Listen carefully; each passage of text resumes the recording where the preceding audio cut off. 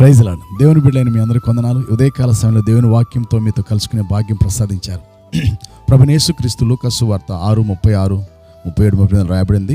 క్షమించుడి, అప్పుడు మీరును క్షమించబడతారు. అవును దేవుని బిడ్డలారా, మనం యేసుక్రీస్తు ప్రభువు లాంటి క్షమాగుణం కలిగి ఉండాలి. ఎందుకంటే చాలాసార్లు మనుషులు మనకు చేసే భయంకరమైన పరిస్థితులను బట్టి మనము క్షమించలేము, కానీ మనము క్షమించాలి. ప్రార్థన. తండ్రి, మీకు స్తోత్రాలు, వందనాలు. క్షమించుడి, అప్పుడు మీరును క్షమించబడదురు అన్న నీ వాగ్దానాన్ని బట్టి స్తోత్రాలు. మేము మీ మనసును కలిగి, తండ్రి వీరేమి చేస్తున్నారో వీరు ఎరుగురు కనుక వీరిని క్షమించమని, ఆ క్షమాగుణం కలిగే భాగ్యం దయచేయమని, ప్రతి విషయంలో కూడా క్షమించే మనస్తత్వం మాకు దయచేయమని, అయ్యా మీ సుగుణాలు మీ గుణగణాలు దయచేయమని, చూస్తున్న దేశ విదేశాలు నీ కుమారులను కుమార్తెలను బిడ్డలందరినీ దీవించి ఆశీర్వదించమని, మా పాపములు శాపములు రోగములు అన్నీ క్షమించడానికి సమర్థుడు నాయన.